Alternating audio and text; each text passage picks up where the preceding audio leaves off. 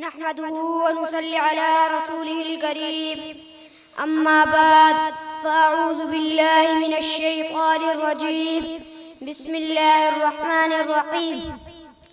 سیرت نہیں تو آرزو حصار سب غلط، سیرت نہیں تو آرزو حصار سب غلط، خوشبو اڑی تو پھول فقط رنگ رہ گیا. میرے واجب احترام اساتذہ کرام اور میرے ہم مکتب ساتھیوں، السلام علیکم. آج میری تقریر کا عنوان ہے سیرت الرسول. سیرت کا معنی ہے حالت. اللہ پاک نے قرآن مجید میں ارشاد فرمایا سنعیدها سیرتها الاولی. جب موسیٰ علیہ السلام کا جادوگروں سے مقابلہ تھا تو آسان سام بن گیا تو رب کائنات نے فرمایا اے موسیٰ ڈرو مت، اس کو پکڑو، یہ اپنی پہلی حالت میں لوٹ جائے گا. تو سیرت کا معنی ہے حالت. جناب صدر توجہ فرمائیے، آپ صلی اللہ علیہ وسلم کے زمانے کے حالات کیا تھے؟ بچیوں کو زندہ درگور کیا جاتا تھا، عورت کو وراثت سے محروم کیا جاتا تھا، سود کی لعنت عام تھی، معمولی باتوں پر قتل و غارت گری کی جاتی تھی. جناب صدر خانہ خدا میں 360 بت رکھے ہوئے تھے جن کے آگے سجدے کیے جاتے تھے.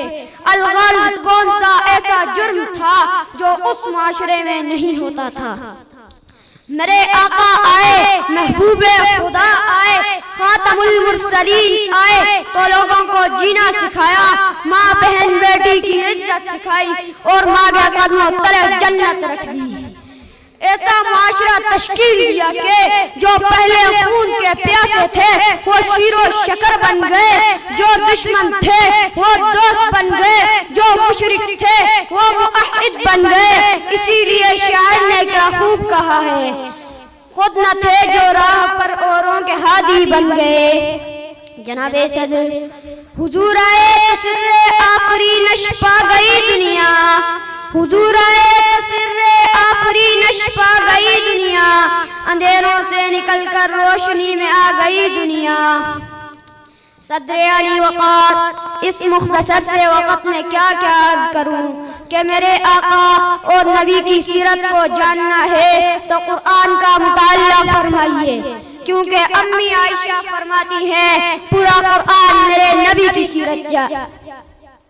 سیرت جاننی ہے تو قرآن پڑھ، سیرت جاننی ہے تو النبی الخاتم پڑھ، سیرت جاننی ہے تو ذکر حبیب پڑھ، سیرت جاننی ہے تو سیرت النبی پڑھ، سیرت جاننی ہے تو حبیب خدا پڑھ. جناب صدر میں تو مصر کی اس بوڑھی عورت کی طرح ہوں جو یوسف کو خریدنے کے لیے روئی کی گٹھڑی لے کر آئی تھی تاکہ یوسف کے خریداروں میں اپنا نام لکھواؤں.